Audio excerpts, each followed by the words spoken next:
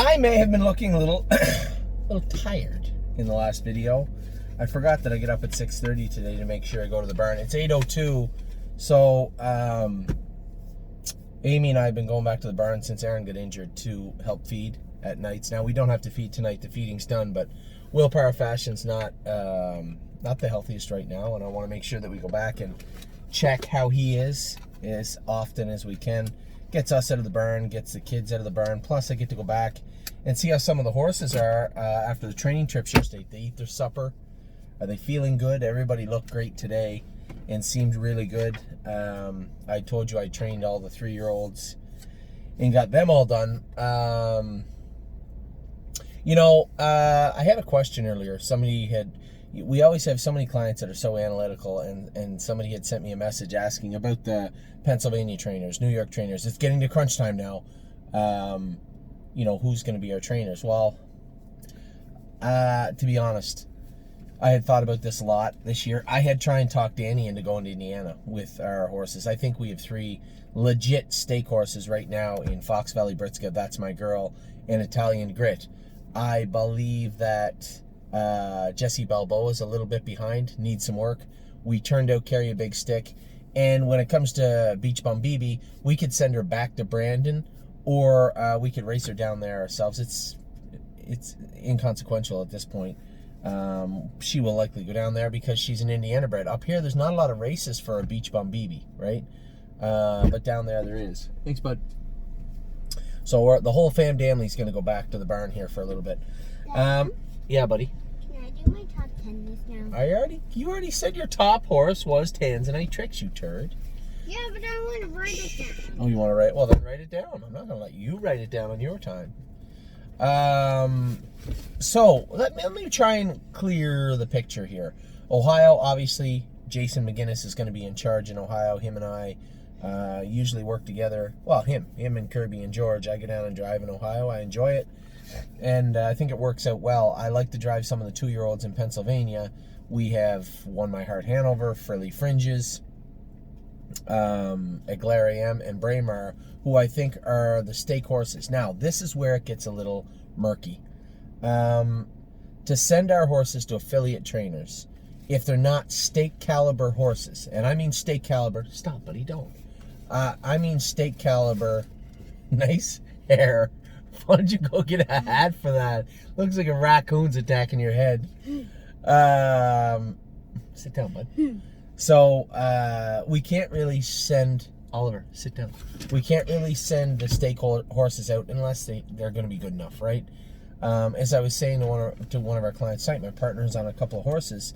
To send a mediocre horse to a stake barn in Pennsylvania would be a loss every month. Every month we'd incur losses. And if we're okay with letting that horse mature throughout the summer, getting some races in, losing money, and hoping the horse turns out good at 3, fine. I'm not okay with that, I don't think. So we have to look at what our alternatives are. Tim Twaddle runs a great barn in Pennsylvania. His prices are affordable. And he's a professional. He's been there. If you guys want to know, has Tim Twaddle ever done anything? Oliver, stop. Has Tim Twaddle ever done anything? Just simply look him up. As a driver, he's accomplished, and as a trainer, he's accomplished too. So Tim does a great job. It's very affordable, and he's out of the Meadows area. Now, when it comes to sending our horses to places like the Poconos or Philadelphia, John Bootenshane, Andrew Harris, even Irv Miller has done a great job for us over the last year also. So those are places that those horses could be headed. I'm always interested when we have clients that send us their trainers. And it's not that I'm not against working with anybody, but I'm left with a difficult position. One, if we're just going to give them to the guy who has the most winners, has the highest win rate, you're going to get in trouble eventually, right? And that's a nice way of putting it. I don't want to go down that road when it comes to what I just said. We're in it to hopefully have some fun, make some money, win some races. That'd be fun. But we're going to do it. Whoa! We're going to do it we're going to do it in the right... Hello! We're going to do it in the right way. We're going to do it in the right way. We're going to do it in the right way possible. Just take her outside for a second. We're going to do it in the right way possible for a number of reasons. Addie wants her bottle right now. I got a phone. Stop, Ava. Stop being silly. You don't got a phone. Pass me that. So, when it comes to... There you go, buddy. When it comes to... Nobody talk. I'm trying to get this done. When it comes to what we're doing here, we're trying to get the horses to professional trainers that can do some good and let the horses turn into the best horses they can be. If we have a horse like Braemar, who I think is I hope could be a Grand Circuit horse, and I don't think that's a foolish statement. He's a 3/4 brother to a world champion. He's trained down great and he looks good. Oliver and Ava, stop now, please. That horse there could go to John or Andrew, is they have to go to a multitude of places. I think when it comes to Tim, he's in a tough spot too. Meadows, fantastic, but to ship all the horses all the way down to Philadelphia or the Poconos, that's a problem for him. And it's not something he can't do. I mean, the guy can, but it may be problematic for us. So I'm trying to figure out a way where we have a trainer in the Meadows area that does a great job for us. Always has, and I assume will continue to.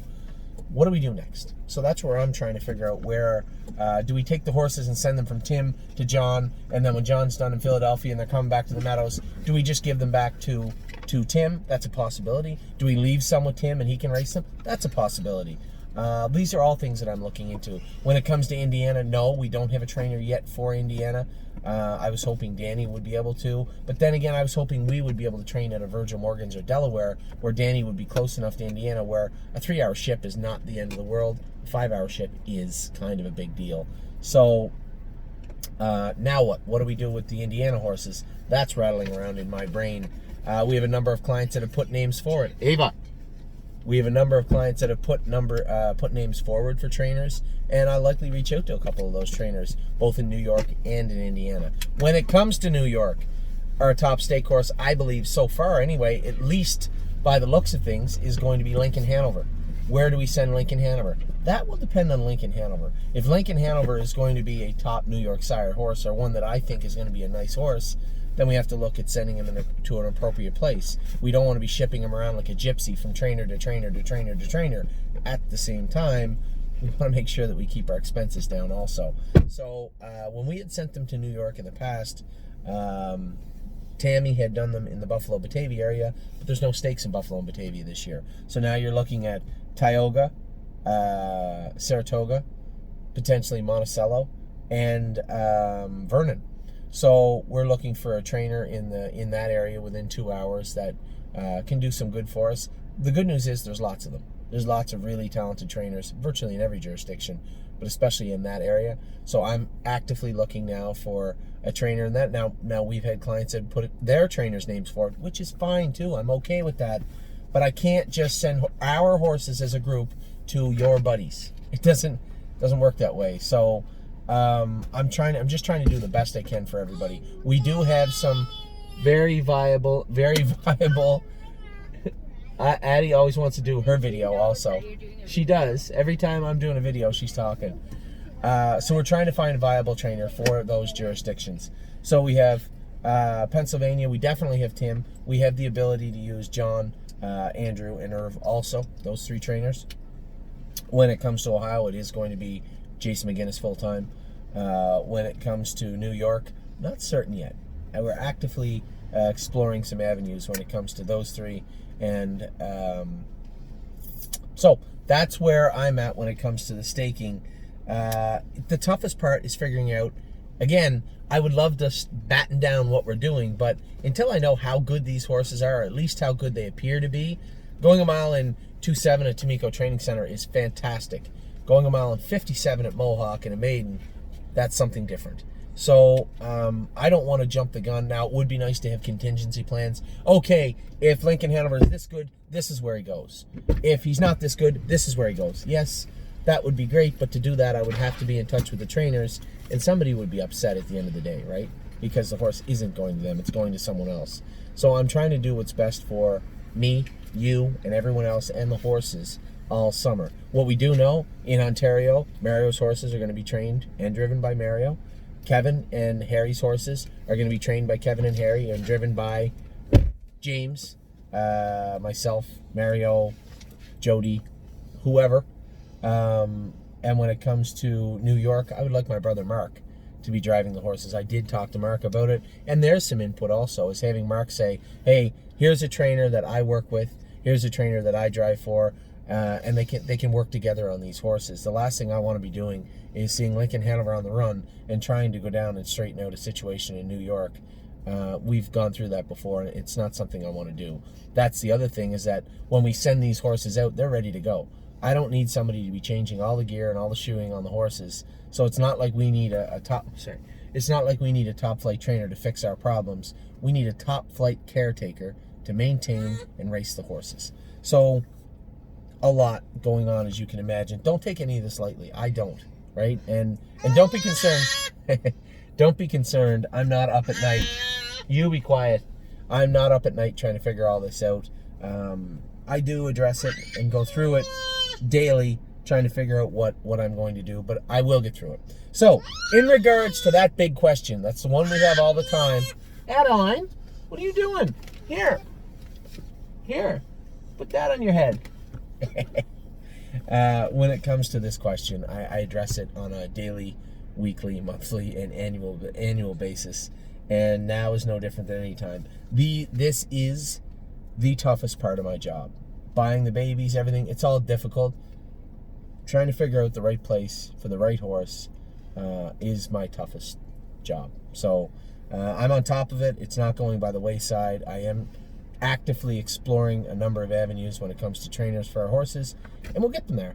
Most importantly, we have the horses to send. If we didn't have horses to send, we wouldn't be having a discussion. So we got some really, really nice horses this year. It appears we got some deep talent in the barn. Now we just have to wait and see how everybody else's horses turn out in Ontario, New York, Ohio, New Jersey, and Pennsylvania. When it goes to New Jersey, I'm thinking anybody in that Poconos area, New York area, could amalgamate the New Jersey horses also. So there's a lot to digest, a lot there, but I'm working on it. So for any of you out there that are thinking of writing that email and asking me who's getting the horses, I don't know yet. Not for certain until I know what we're dealing with. I know what I think we're dealing with, and I am exploring avenues, but nothing is solidified or set in stone yet. So, thank you very much for the question. I really appreciate it. We do have one piece of business left. We have the stables, and we'll get them done. If the light stays up, it's 8:15 at night now. If the light stays up, we'll get the stables done. If not, I'll do them tomorrow. I'll do them tomorrow for you. And talk to you guys soon. Yeah, it's funny, yeah. Bye-bye.